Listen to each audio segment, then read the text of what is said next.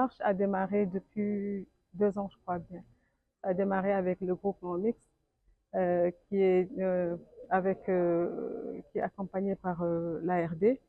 Et ces projets ne sont pas venus ex nihilo. Nous avons eu à travailler avec l'ARD et nous avons identifié des projets vraiment qui pourraient intéresser la commune de Saint-Louis, le département de Saint-Louis plutôt, et permettre à ce département de se développer davantage.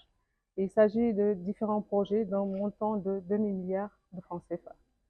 Il s'agit d'un projet de la mise en place d'une usine de montage et d'assemblage de véhicules électriques, un projet de production d'urée et d'huile moteur, un projet également de mise en place d'une restauration rapide, OFC, un projet également pour permettre à la zone économique spéciale dont on parle, ou bien à la zone où les projets vont être mis en œuvre, de bénéficier d'assez d'énergie.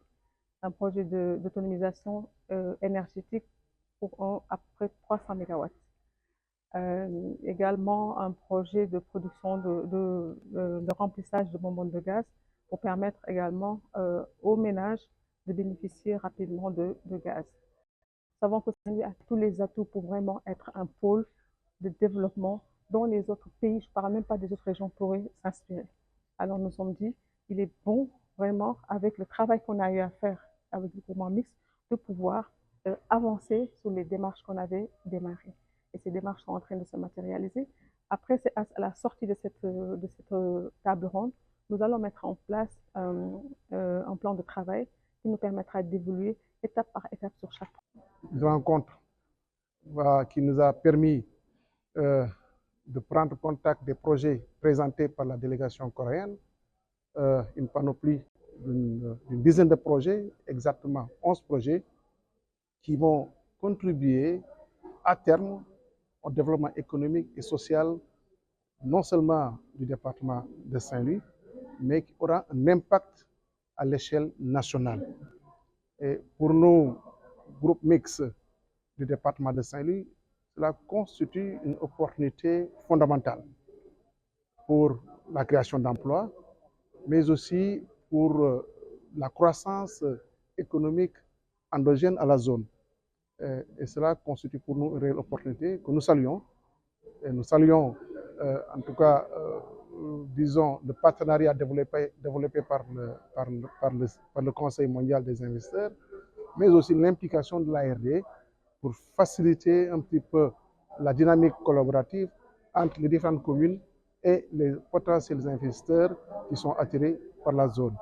Et nous montrons notre disponibilité, notre détermination à accueillir de tels projets qui constituent en tout cas des opportunités pour le développement de notre grand territoire, le territoire du département de Saint-Louis. Vous savez, les sites sont déjà disponibles, l'assiette est déjà disponible, et le cadre intercommunalité nous l'a permis, en tout cas, nous a permis de l'avoir.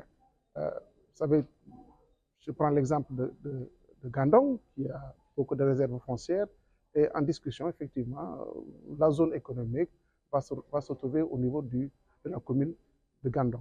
Aujourd'hui, nous venons d'avoir un processus qui vient de consacrer que par les territoires, on peut penser le développement pour notre pays, et par les territoires, on peut apporter des solutions et contribuer à faire bouger les lignes pour le Sénégal.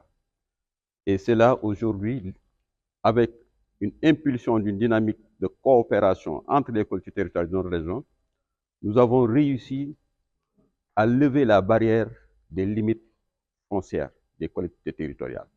Aujourd'hui, au niveau du département de Saint-Louis, les élus raisonnent Grand Saint-Louis.